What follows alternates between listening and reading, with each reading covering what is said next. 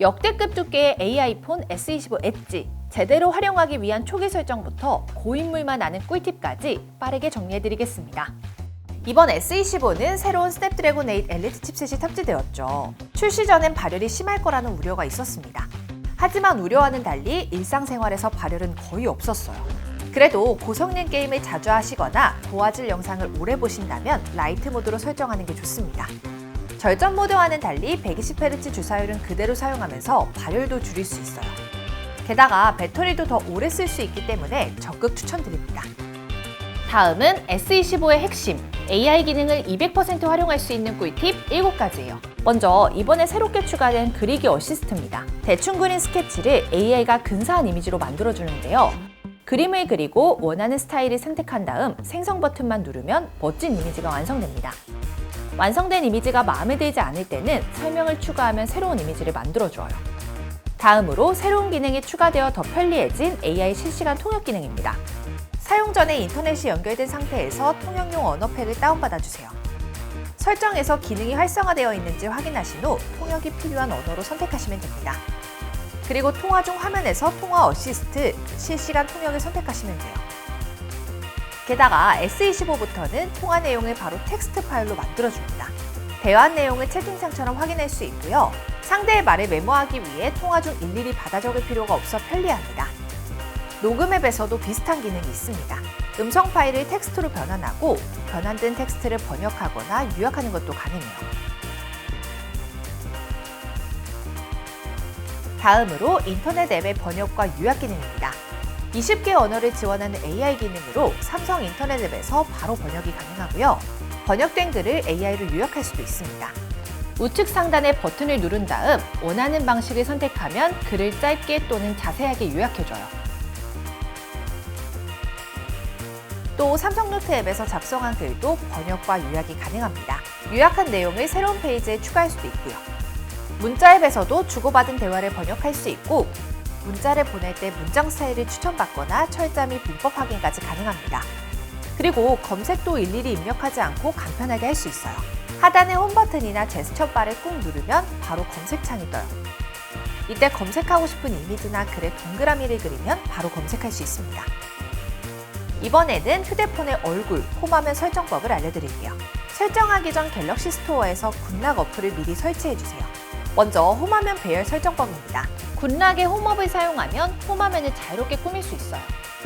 굿락에서 홈업을 다운받고 홈화면에서 DIY 홈스크린을 활성화하면 본격적인 폰 꾸미기를 할 수 있습니다.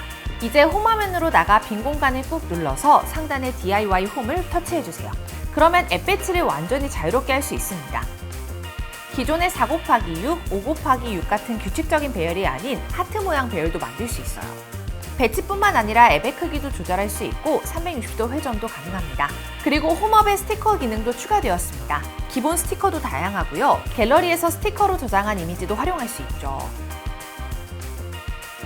또한 앱을 스티커 위에 두어서 배경으로 만들거나 아래에 넣어 앱을 숨길 수도 있어요.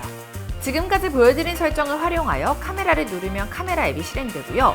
사진 액자를 누르면 갤러리가 실행되게 설정할 수 있습니다. 그리고 앱을 실행하거나 전환을 할 때 애니메이션 효과를 조절할 수도 있어요. 홈업에서 제스처 설정, 홈 제스처 애니메이션 튜닝을 사용 중으로 바꾸시면 됩니다. 기본으로 4가지 설정이 있는데요. 하나씩 해보면 애니메이션 속도나 움직임의 차이가 있기 때문에 취향에 따라 선택하시면 돼요.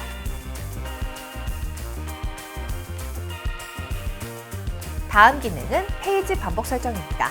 이 기능을 켜면 홈화면의 마지막 페이지에서 화면을 더 넘겼을 때 첫 페이지로 다시 돌아가는데요. 첫 화면으로 빠르게 돌아갈 수 있어 좋습니다. 끄면 마지막 페이지에서 더 넘어가지 않는데요. 끝 페이지가 어디인지 바로 확인할 수 있어 편리해요. 홈업 어플의 최근 앱 화면 메뉴에서는요. 백그라운드 앱의 형태도 선택할 수 있습니다. 휴대폰 꾸미기 좋아하시는 분들께 추천드려요. 다음으로 써보면 그전으로는 못 돌아가는 엣지 패널 설정입니다. 자주 쓰는 어플리케이션, 캡처 도구, 나침반 등을 모아두고 빠르게 사용할 수 있어요. 그중 기존의 스마트 셀렉트에서 새롭게 바뀐 AI 셀렉트는 화면을 캡처하면 AI가 캡처된 부분을 분석해 다음 작업을 자동으로 추천해줘요. 기차표를 캡처하면 기차 출발 시간을 일정에 추가할 수 있고 텍스트를 캡처하면 번역 기능을 사용할 수 있어요.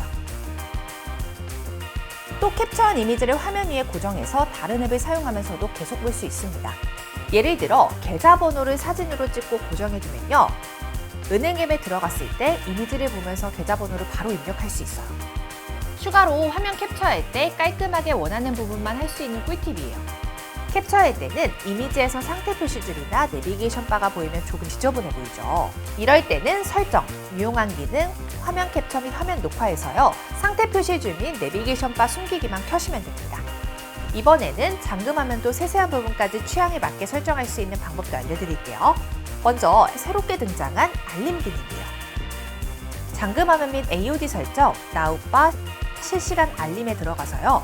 나우바로 확인하고 싶은 앱을 선택합니다. 그러면 아이폰의 다이나믹 아일랜드처럼 잠금화면이나 AOD에서 일정, 타이머, 지도 등 앱 활동을 실시간으로 볼 수 있습니다.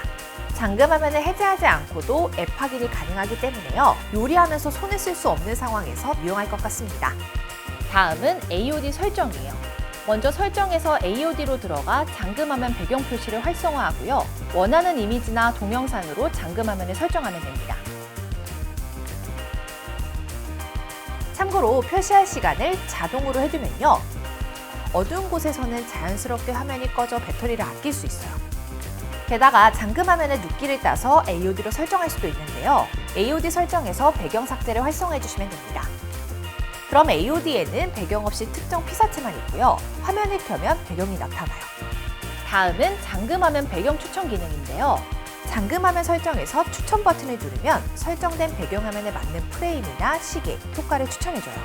잠금화면을 꾹 눌러 설정으로 들어가서 하단에 프레임을 누르면 하트, 물결 등 모양과 색상을 선택할 수 있어요. 그리고 프레임 내에서 확대, 축소, 이동도 모두 가능합니다.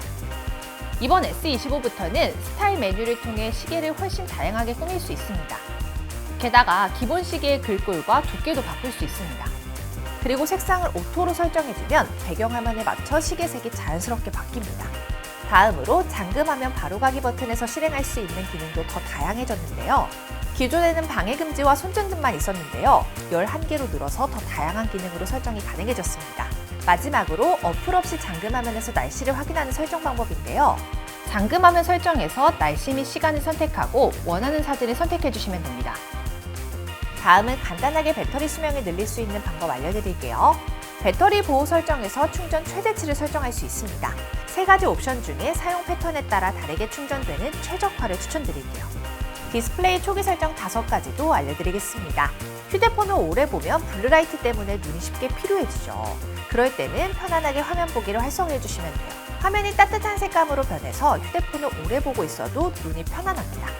그리고 다크 모드로 설정하면 배터리를 절약하고 블루라이트 또한 줄일 수 있어요. 게다가 버닝 현상이나 플리커링도 방지할 수 있습니다. 여기서 배터리를 더 절약하면 더 어둡게 기능으로 화면 밝기를 조절해 주시면 되고요. 만약 배터리 절약보다는 더 밝은 화면을 원하신다면 밝기 최적화를 비활성화하고 더 밝게 기능을 이용하시는 거 추천드려요. 그리고 아이폰에서 갤럭시로 넘어올 때 제일 불편한 부분이 내비게이션 바죠.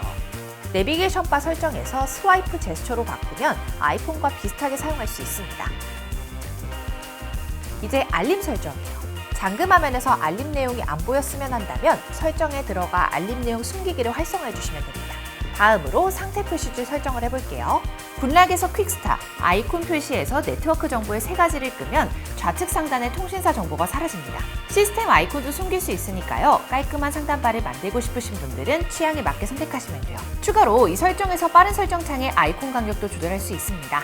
퀵스타 하단의 빠른 설정창 버튼 배열 변경에서 넓게로 하면 6개, 좁게로 하면 12개의 아이콘을 볼 수 있어요. 총 11단계로 아이콘 간격을 세밀하게 조절할 수 있습니다. 또 한 가지 유용한 설정이 있는데요. 바로 패널 분리 비율 설정입니다. 원UI 7.0이 적용된 스마트폰의 상단바 왼쪽을 쓸어내리면 알림창이, 오른쪽을 쓸어내리면 빠른 설정창이 나오죠.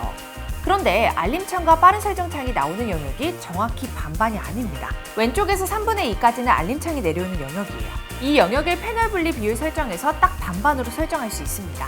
그러면 펀치홀을 기준으로 왼쪽은 알림창, 오른쪽은 빠른 설정창이 나오기 때문에 헷갈리지 않고 직관적으로 쓸 수 있어요.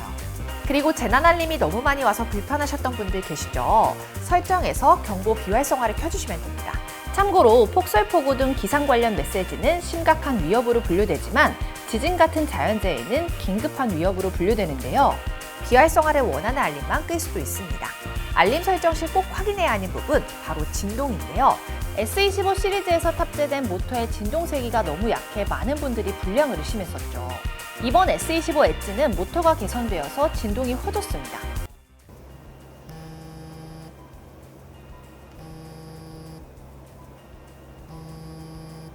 만약 업무상 중요한 전화를 많이 받는 분들이라면 설정에서 진동 소리를 활성화할 수 있으니까요. 알아두시면 좋을 것 같아요.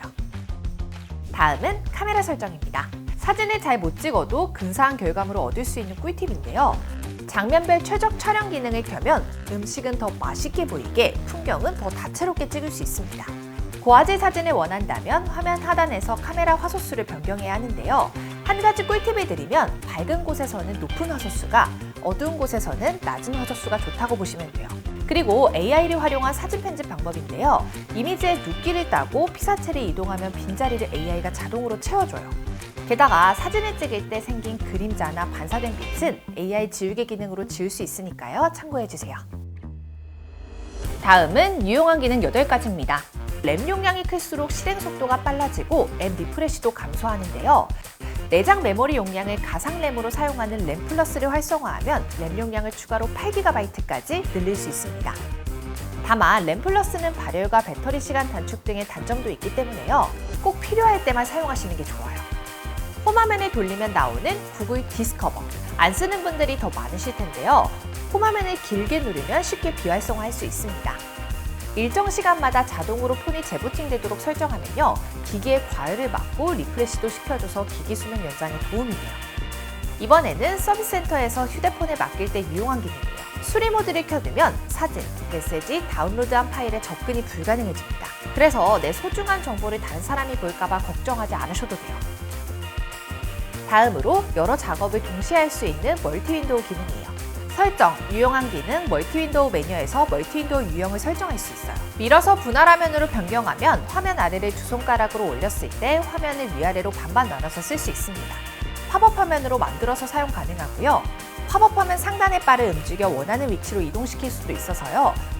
영상을 보면서 메신저나 메모를 할 때 유용합니다. 이제 음량 조절 꿀팁인데요. 먼저 국락에서 사운드 어시스턴트를 다운받으셔야 합니다. 그리고 사운드 어시스턴트에 들어가 첫 화면에서 보이는 나만의 음량 패널 꾸미기를 켜주세요. 그러면 볼륨 버튼을 누를 때 옆에서 나오는 음량 패널을 꾸밀 수 있어요. 빛나는 효과를 넣거나 표면의 느낌도 바꿀 수 있고요. 얇고 긴 모양부터 두껍고 짧은 모양까지 다양한 설정이 가능합니다. 그리고 소리를 더 세밀하게 조절할 수 있는 설정도 있어요. 음량 간격 변경을 보면 기본이 10으로 설정되어 있죠. 이 숫자가 작아질수록 더 세밀한 음량 조절이 가능합니다. 평소보다 더 세밀한 조절을 원하시는 분들께 추천드립니다. 측면 버튼으로 편하게 앱을 실행할 수도 있는데요. 자주 사용하는 앱을 측면 버튼으로 열리게 설정하면 편하게 사용할 수 있어요. 알레르기나 주기적으로 복용하는 약이 있으시면요. 위급한 상황에 도움이 될 수 있으니까요. 의료 정보에 본인의 건강 상태를 꼭 적어두는 거 추천드립니다. 참고로 저희 아정당에서도 사전 예약이 가능합니다. 통신사 할인에 더해 추가로 기기값 할인까지 받을 수 있고요. 케이스, 프리미엄 필름, 충전기 등 사은품도 무료로 받을 수 있습니다. 댓글에 있는 링크로 접속하시면 1분 만에 쉽게 사전 예약 가능하니까요. 많은 관심 부탁드립니다.